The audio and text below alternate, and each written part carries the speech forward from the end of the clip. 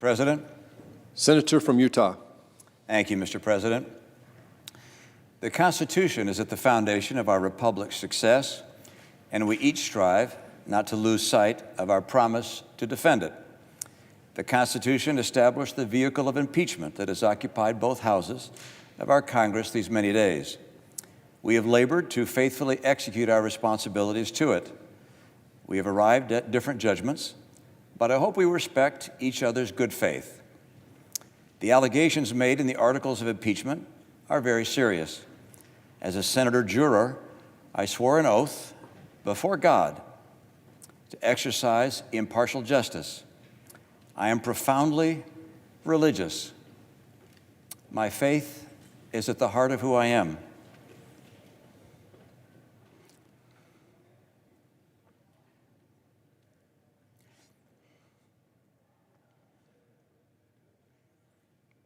I take an oath before God as enormously consequential.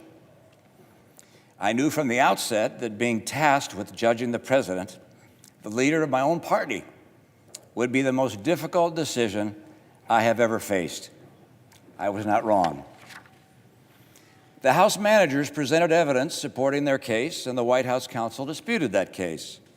In addition, the president's team presented three defenses. First, that there could be no impeachment without a statutory crime. Second, that the Biden's conduct justified the president's actions. And third, that the judgment of the president's actions should be left to the voters. Let me first address those three defenses.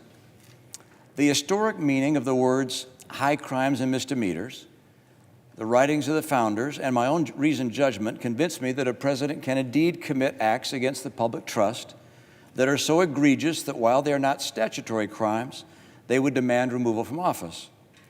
To maintain that the lack of a codified and comprehensive list of all the outrageous acts that a president might conceivably commit renders Congress powerless to remove such a president defies reason.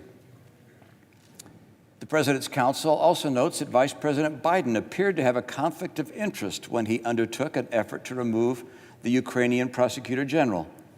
If he knew of the exorbitant compensation his son was receiving from a company actually under investigation, the vice president should have recused himself. While ignoring a conflict of interest is not a crime, it is surely very wrong.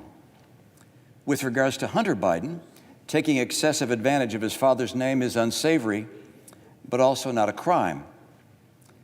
Given that in neither the case of the father nor the son was any evidence presented by the president's counsel that a crime had been committed, the president's insistence that they be investigated by the Ukrainians is hard to explain other than as a political pursuit. There's no question in my mind that were their names not Biden, the president would never have done what he did. The defense argues that the Senate should leave the impeachment decision to the voters. While that logic is appealing to our democratic instincts, it is inconsistent with the Constitution's requirement that the Senate, not the voters, try the president. Hamilton explained that the founders' decision to invest senators with this obligation rather than leave it to the voters was intended to minimize, to the extent possible, the partisan sentiments of the public at large. So the verdict is ours to render under our Constitution. The people will judge us for how well and faithfully we fulfill our duty.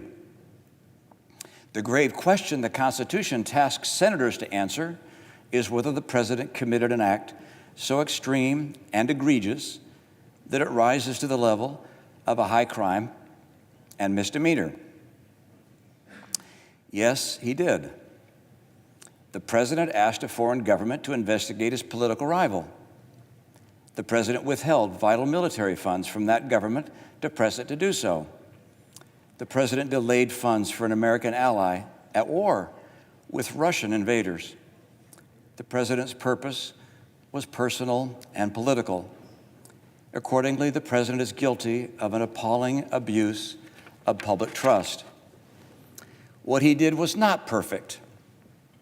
No, it was a flagrant assault on our electoral rights, our national security, and our fundamental values. Corrupting an election to keep oneself in office is perhaps the most abusive and destructive violation of one's oath of office that I can imagine. In the last several weeks, I've received numerous calls and texts. Many demanded in their words that I stand with the team. I can assure you that that thought has been very much on my mind. You see, I support a great deal of what the president has done. I voted with him 80% of the time.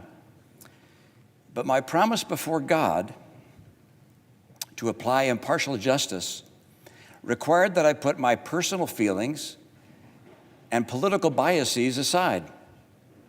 Were I to ignore the evidence that has been presented and disregard what I believe my oath and the Constitution demands of me for the sake of a partisan end, it would, I fear, expose my character to history's rebuke and the censure of my own conscience. I'm aware that there are people in my party and in my state who will strenuously disapprove of my decision, and in some quarters I will be vehemently denounced. I'm sure to hear abuse from the president and his supporters.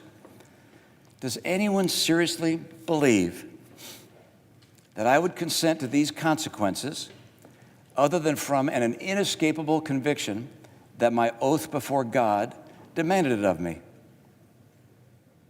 I sought to hear testimony from John Bolton, not only because I believed he could add context to the charges, but also because I hoped that what he might say could raise reasonable doubt and thus remove from me the awful obligation to vote for impeachment. Like each member of this deliberative body, I love our country. I believe that our Constitution was inspired by Providence. I'm convinced that freedom itself is dependent on the strength and vitality of our national character. As it is with each senator, my vote is an act of conviction.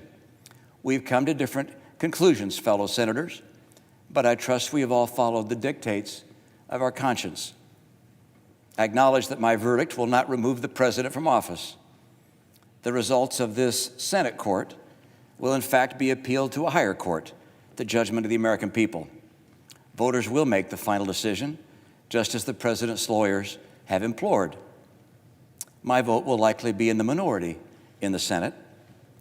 But irrespective of these things, with my vote, I will tell my children and their children that I did my duty to the best of my ability, believing that my country expected it of me. I will only be one name among many, no more, no less, to future generations of Americans who look at the record of this trial. They will note merely that I was among the senators who determined that what the president did was wrong, grievously wrong. We are all footnotes at best in the annals of history, but in the most powerful nation on earth, the nation conceived in liberty and justice, that distinction is enough for any citizen. Thank you, Mr. President. I yield the floor.